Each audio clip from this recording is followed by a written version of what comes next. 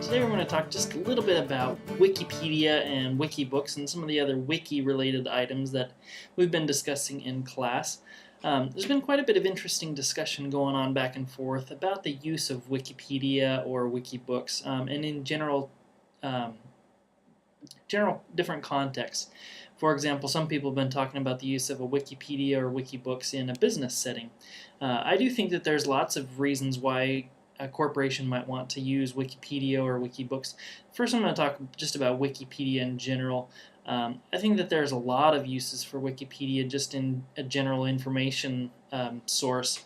For example, in my previous employment where I worked at Quest Communications, at first they had kind of a general knowledge base where everything was kind of dumped in, and kind of about after a couple of years that I'd been there, they replaced it with a new knowledge base that they called Einstein. And the idea was that it was going to be more searchable, that you could search using real terms and things like that. But it was definitely still very limited because all of the information had to be generated by the central programmers at corporate headquarters. I wonder what that would have been like had any member of the company been able to contribute to it in the form of like a Wikipedia. I think that there could be so many good and useful tips that could be shared from representatives on the phones that are talking to customers about problems that they are experiencing. Think about ways that even different things like more of social networks of trends being followed, but I think some of those things could certainly happen in more of a Wikipedia space. In that situation, it's a telecommunication company. If there could be topics ranging from how to place orders, how sales tips and trainings that all the different members could contribute to, and certainly there would need to be some regulation on that. But management could do that, and coaches could be in charge of that, or upper management could be in charge of that.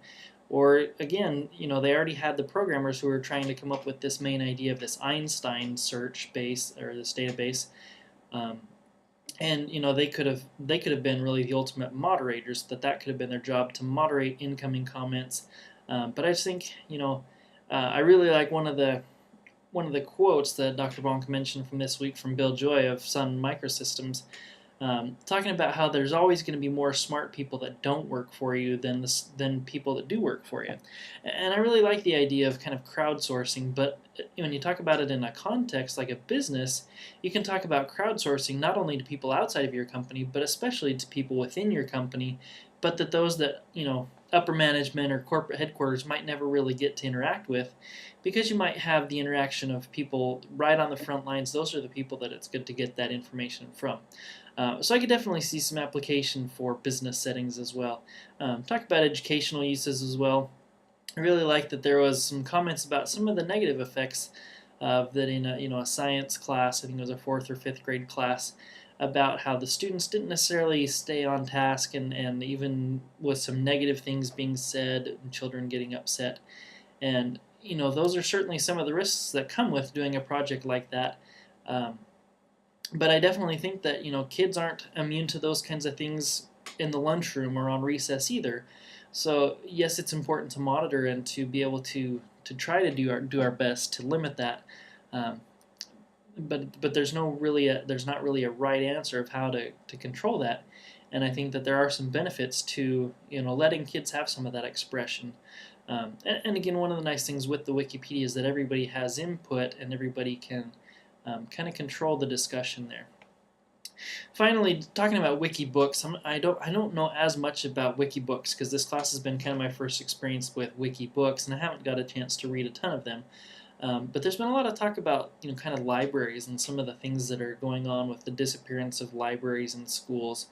And while I certainly understand that this is a concern, and I absolutely think that libraries are important, but I do also think that, as has kind of been mentioned in some different sessions, that the role of libraries in schools may be changing. That maybe they should be more kind of places for collaboration.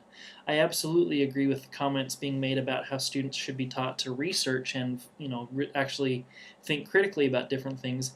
But those kinds of things can also apply to searching critically and how to research using the web, not just using books. So I definitely think that there is a place for Wikipedia and Wikibooks in an educational setting as well. Definitely think there's lots of room for improvement. We certainly have lots of things that go on in education, both in K-12 and higher education, that we need to work on it. And I like the idea of having multiple people being able to input information into a place like a Wikipedia, um, and I think that overall there are certainly a lot of benefits that can help outweigh some of the negatives. Hope you've enjoyed this quick little video, and I hope you'll join me again next week. Talk to you later. Bye bye.